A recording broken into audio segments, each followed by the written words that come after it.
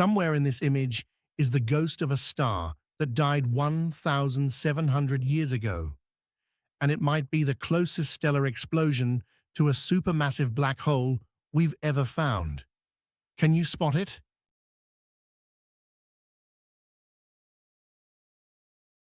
That blue blob just below the middle of the frame, that's the thing astronomers are really worked up about. It shows up in X-rays, captured by NASA's Chandra telescope, and ESA's XMM-Newton. The blue color is literally high-energy X-ray light. And the leading idea right now is that it's what's left over after a massive star tore itself apart in a supernova. The light from that explosion would have reached Earth around the year 320 CE, while the Roman Empire was still standing. We had no telescopes then. Nobody wrote it down. But the debris is still glowing. Now look at the big red structure spreading out across most of the image. That's Sagittarius C, a star-forming region about 50 light-years across. The red here is radio emission, picked up by the MeerKAT telescope in South Africa. And look at that razor-sharp diagonal streak cutting down through the center of the frame. That's a magnetic filament, a thread of charged particles locked into a magnetic field line.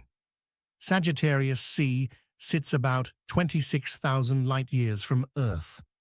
It's not close to us, but in galactic terms, it's practically in the lobby of the Milky Way's center. Here's the part that genuinely surprised me.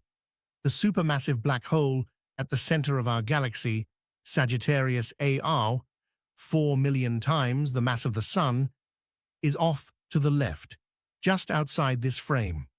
The blue blob we're looking at sits only about 260 light-years away from it. That's nothing.